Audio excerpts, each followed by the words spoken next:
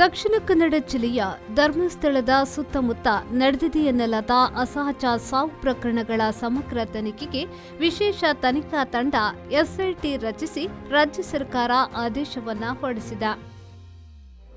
ಸರ್ಕಾರದ ಈ ಕ್ರಮವನ್ನು ಧರ್ಮಸ್ಥಳ ಕ್ಷೇತ್ರವು ಸ್ವಾಗತಿಸಿದೆ. ಆದಷ್ಟು ಬೇಗ ಸತ್ಯ ಹೊರಬರಲಿ ಎಂದು ಆಶಿಸಿದೆ.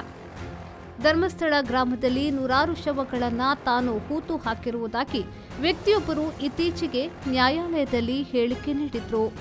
ಧರ್ಮಸ್ಥಳ ಭಾಗದಲ್ಲಿ ಕಳೆದ 2 ದಶಕಗಳಲ್ಲಿ ಅತ್ಯಾಚಾರ, ಹತ್ಯೆ ಮತ್ತು ದೌರ್ಜನ್ಯಗಳು ಸಾಕಷ್ಟು ನಡೆದಿವೆ ಎಂದು ಅವರು ಆರೋಪಿಸಿದ್ರು. ಈ ಸಂಬಂಧ ಧರ್ಮಸ್ಥಳ ಠಾಣೆಯಲ್ಲಿ ಪ್ರಕರಣ ಸಹ ದಾಖಲಾಗಿತ್ತು.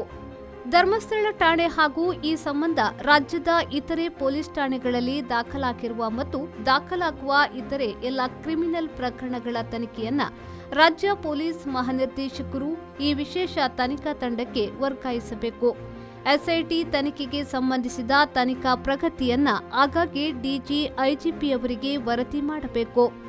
ಪ್ರಕರಣಗಳ ಸಮಗ್ರ ತನಿಖೆ ನಡೆಸಿ ತನಿಖಾ ವರದಿಯನ್ನ ಡಿಜಿ, ಐಜಿಪಿ ಮೂಲಕ ಶೀಘ್ರವೇ ಸರ್ಕಾರಕ್ಕೆ ಸಲ್ಲಿಸಬೇಕು ಎಂದು ಆದೇಶದಲ್ಲಿ ತಿಳಿಸಲಾಗಿದೆ. ಧರ್ಮಸ್ಥಳದಲ್ಲಿ ಶವಗಳ ವಿಲೇವಾರಿ ಪ್ರಕರಣ ಸಂಬಂಧ ಸಮಗ್ರ ತನಿಖೆಯಾಗಬೇಕೆಂದು ರಾಜ್ಯದೆಲ್ಲೆಡೆ ಒತ್ತಾಯ ಕೇಳಿಬಂದಿತ್ತು. ಈ ಮಧ್ಯೆ ರಾಜ್ಯ ಮಹಿಳಾ ಆಯೋಗದ ಅಧ್ಯಕ್ಷರು ಸರ್ಕಾರಕ್ಕೆ ಪತ್ರವನ್ನ ಬರೆದು ಪ್ರಕರಣದ ಸಮಗ್ರ ಮತ್ತು ನಿಷ್ಪಕ್ಷಪಾತ ತನಿಖೆಗೆ ಹಿರಿಯ ಪೊಲೀಸ್ ಅಧಿಕಾರಿಗಳ ನೇತೃತ್ವದಲ್ಲಿ ಎಸ್ಐಟಿ ರಚಿಸುವಂತೆ ಕೋರಿದ್ರು. ಇದರ ಬೆನ್ನಲ್ಲೇ ಎಸ್ಐಟಿ ರಚಿಸಲಾಗಿದೆ.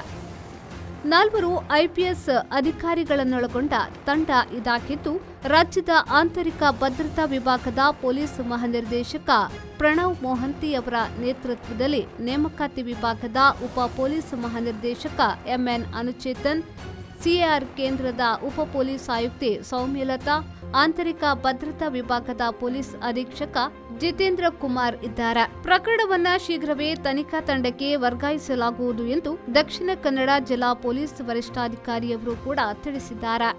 ಬ್ಯೂರೋ ರಿಪೋರ್ಟ್, ವಿ4 ನ್ಯೂಸ್, ಮಂಗಳೂರು.